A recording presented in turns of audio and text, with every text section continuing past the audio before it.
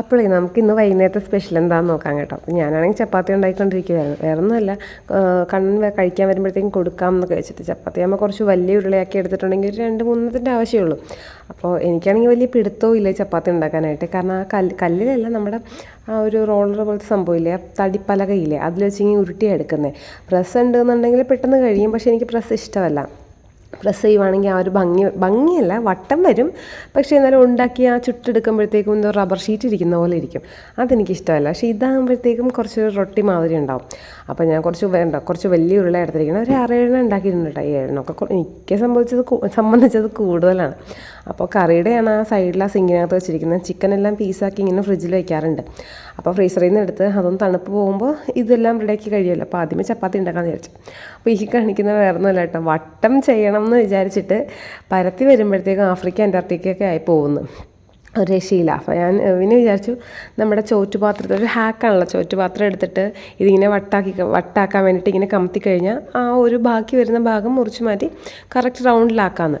പിന്നെ ഞാൻ ഓർത്ത് എന്തിനാ, അതിൻ്റെയൊന്നും ആവശ്യമില്ല, ഒന്നേത്തിന് സമയം ധൃതി ചെയ്തുകൊണ്ടിരിക്കുന്നത്. അതിനിടയ്ക്ക് നമ്മളിനി ചോറ്റുപാത്രം കൊണ്ടുവന്ന് വെച്ച് എന്തായാലും കഴിക്കും. പിന്നെ നല്ല ഭംഗിയൊന്നും വേണമെന്നില്ല, ഞാനും കണ്ണനുമല്ലേ, പുറത്തൊന്നും ആരും ഇല്ലല്ലോ എന്നൊക്കെ വിചാരിച്ചിട്ട് അങ്ങനെ ചപ്പാത്തിയൊക്കെ റെഡിയാക്കി വെച്ചിട്ടാ നേരെ പിന്നെ ചിക്കൻ കറിയിലോട്ട് കടന്നു.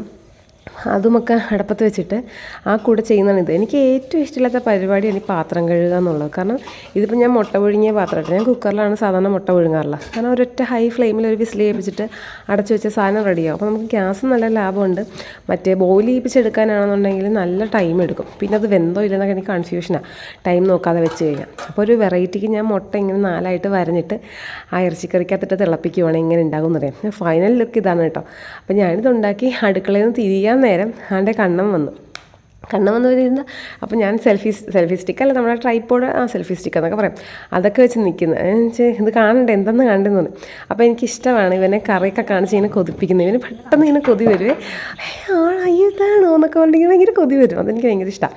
അപ്പോൾ ഉച്ചക്കത്തേക്കുണ്ടായിരുന്ന 2-3 ചിക്കൻ പീസ് വറുത്തത് ഇരിപ്പുണ്ടായി. പിന്നെ ഞാനും അമ്മയും കൂടി പുറത്ത് പോയപ്പോഴത്തേക്കും കുറച്ച് സ്നാക്സ് വാങ്ങിയിട്ടുണ്ടായിരുന്നു, അതും ഉണ്ടായി. അങ്ങനെ പിന്നെ ഞങ്ങൾ കൊച്ചു വർത്താനൊക്കെ പറഞ്ഞ് കഴിക്കാൻ തുടങ്ങി കേട്ടോ. പിന്നെ കഴിക്കുന്ന സമയത്ത് വെള്ളം അങ്ങനെ പൊതുവെ കുടിക്കാറില്ല. അതുകൊണ്ട് വെള്ളത്തിൻ്റെ ഗ്ലാസ് സാധനമൊന്നും ഞാനങ്ങനെ എടുത്ത് വെക്കാറുമില്ല. അല്ലെങ്കിൽ ആ ഒരു ശീലം ഇല്ലാത്തതുകൊണ്ടാണ്. കഴിച്ചെല്ലാം കഴിഞ്ഞ് പിന്നെ അവനവൻ്റെ പാത്രം അവനവൻ തന്നെ കഴുകണം. അതിവിടെ കമ്പൽസറിയാണ് കേട്ടോ. വേറൊരു പാത്രം കഴുകില്ലെങ്കിലും കഴിക്കുന്ന പാത്രം കഴുകണം എന്നുള്ളത്. എനിക്കാണെങ്കിൽ പിന്നെയും കുറേ പാത്രം കഴുകാണ്ട് രാവിലത്തേക്ക് കഞ്ഞി വയ്ക്കാനുണ്ടായിരുന്നു. അങ്ങനെ പിന്നെ എൻ്റെ കുറേ പരിപാടികളെല്ലാം കഴിഞ്ഞ് കിച്ചൺ ക്ലോസ് ചെയ്യുമ്പോഴത്തേക്കും ഏകദേശം കുറച്ച് ടൈം പിടിക്കും. അപ്പോൾ ഇന്നത്തെ ഭയങ്കര ചെറിയൊരു വീഡിയോ ആണ്. അങ്ങനെ എന്തെങ്കിലും ഉണ്ടോയെന്ന് ചോദിച്ചാൽ അങ്ങനെയൊന്നുമില്ല. അപ്പോൾ എല്ലാവർക്കും ബൈ. നെക്സ്റ്റ് ആയിട്ട് കാണുന്നവരെ സ്റ്റേ ട്യൂൺഡ്.